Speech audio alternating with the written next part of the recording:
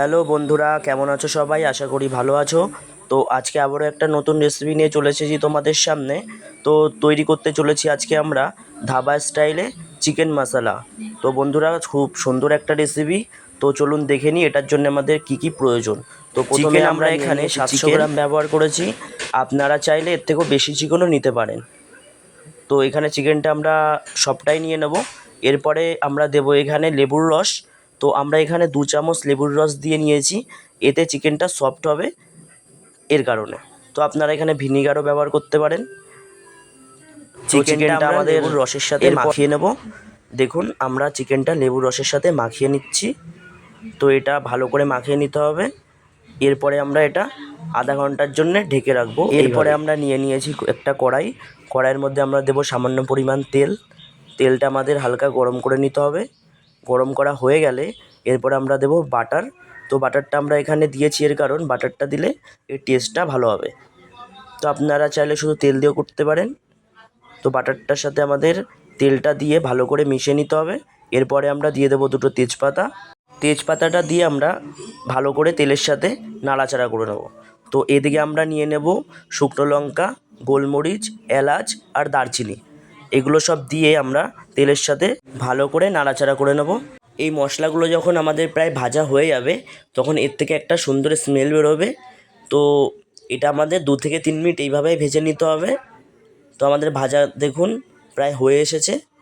বাড়িতে থাকা অল্প উপকরণ দিয়ে আমাদের এই ধাবা স্টাইলে চিকেন মশলা খুব সহজেই তৈরি করে নেওয়া যায়। তো আপনারা বাড়িতে থাকা উপকরণ দিয়ে এটা তৈরি করতে পারবেন। তো এদিকে আমরা নিয়ে নিয়েছি পেঁয়াজ। তো আমরা এখানে কুচানো পেঁয়াজ দিয়েছি। আর পেঁয়াজের পরিমাণটা আমরা অনেকটা নিয়েছি, কারণ এটার জন্য মেন উপকরণটাই হচ্ছে পেঁয়াজ। তো পেঁয়াজটা আমাদের অনেকটা পরিমাণ দিয়ে নিতে হবে। পেঁয়াজটাকে আমাদের ভালো করে নাড়াচাড়া করে নিতে হবে। ও গ্যাসের ফ্লেমটা অবশ্যই আস্তে দিয়ে নিতে হবে। আর পেঁয়াজটা ভালো করে আমাদের লাল লাল করে ভেজে নিতে হবে। তো দেখুন, আমাদের পেঁয়াজটা লাল লাল করে আমরা ভেজে নিয়েছি। তো এদিকে আমরা দিয়ে দেবো আদা রসুন পেস্ট। তো আমরা এখানে আদা রসুন পেস্ট দিয়ে দিয়েছি। তো আদা রসুন পেস্টটা দিয়ে আমরা ভালো করে একটু কষিয়ে নেব। তো দেখুন, এরপরে আমরা দিয়ে দেবো টমেটো। আমরা এখানে পেস্ট করা টমেটোটা দিয়ে দেবো। তো দেখুন, এখানে আমরা 1 বাটি টমেটো ব্যবহার করেছি, মানে আমরা 2টো টমেটো ব্যবহার করেছি। আপনারা আপনাদের পরিমাণ মতন টমেটো ব্যবহার করবেন। তো টমেটোটা দিয়ে এটা আমরা ভালো করে নাড়িয়ে নেব। আর এটা আমাদের ভালো করে কষিয়ে নিতে হবে। আর যখন টমেটোর জলটা টেনে নিয়ে এটার থেকে তেল ছাড়া শুরু করবে, তখন আমাদের যে লেবু দিয়ে মাখিয়ে রাখা চিকেনটা ছিল সেটা আমরা দিয়ে দেবো এটার মধ্যে। তো দেখুন বন্ধুরা, আমরা এখানে চিকেনটা আস্তে আস্তে পুরোটা সবগুলো দিয়ে দিয়েছি। তো চিকেনটা দেওয়ার পরে আমাদের এটা নাড়িয়ে নিতে হবে। এরপরে আমরা দেবো 1 চামচ ধনে গুঁড়ো, 1 চামচ জিরের গুঁড়ো, 1 চামচ গোলমরিচ গুঁড়ো, আর দেবো আমরা 1 চামচ কাশ্মীরি লঙ্কার গুঁড়ো, আর দেবো আমরা 1 চামচ হলুদ গুঁড়ো, আর দেবো আমরা স্বাদ মতন লবণ। তো এখানে আমরা 1 চামচ লবণ ব্যবহার করেছি। দিয়ে আমরা মাংসর সাথে মশলাটা আমরা ভালো করে কষিয়ে নেব। তো দেখুন বন্ধুরা, মাংসর সাথে মশলাটা আমাদের ভালো করে কষিয়ে নিতে হবে এরকমভাবে। এরপরে আমরা এটা 2 থেকে 5 মিনিটের জন্য। আর এদিকে আমাদের গ্যাসের ফ্লেমটা মিডিয়াম দিয়ে রাখতে হবে, এর কারণ আমাদের মাংসটা যেন ভালো করে সিদ্ধ হয়ে যায়। এবার আমাদের 5 মিনিট হয়ে গেলে আমরা এটা তুলে নেব। তো ঢাকনাটা আমরা এখানে তুলে নিচ্ছি।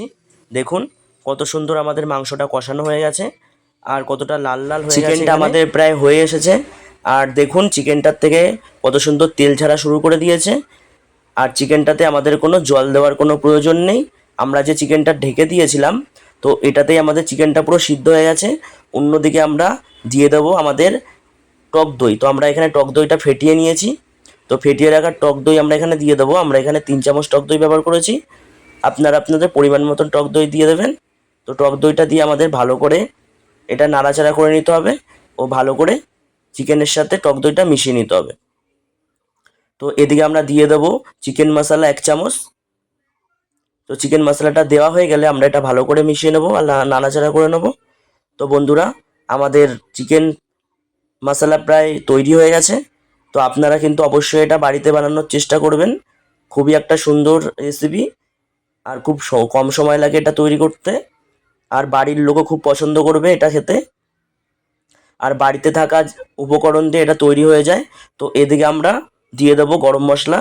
তো গরম মশলাটা আমরা এখানে দিয়ে দেবো কিছু পরিমাণ। তো দেখুন গরম মশলাটা দিয়ে আমরা একটু ভালো করে আবার নাড়াচাড়া করে নেব। তো এটা আমাদের প্রায় হয়ে এসেছে। তো অন্যদিকে আমরা দিয়ে দেবো আমাদের কুচিয়ে রাখা ধনেপাতা। তো আমরা কিছুটা পরিমাণ এখানে ধনেপাতা ব্যবহার করেছি। তো ধনেপাতাটা দিয়ে আমরা এটা ভালো করে আবার একটু নাড়াচাড়া করে নেব। দেখুন আমাদের ধাবা স্টাইলে চিকেন মশলাটা দেখতে কতটা সুন্দর লাগছে। তো এটা আমাদের এবার তুলে নিতে হবে, কারণ এটা আমাদের হয়ে এসেছে। তো আমরা এটা একটা বাটির মধ্যে তুলে নিয়েছি। তো এরপরে আমরা দিয়ে দেবো সামান্য পরিমাণ ধনেপাতা কুচি এর ওপরে। আর বন্ধুরা, এই রেসিপিটা যদি আপনাদের ভালো লেগে থাকে তাহলে অবশ্যই কমেন্ট করে জানাবেন যে আপনাদের কেমন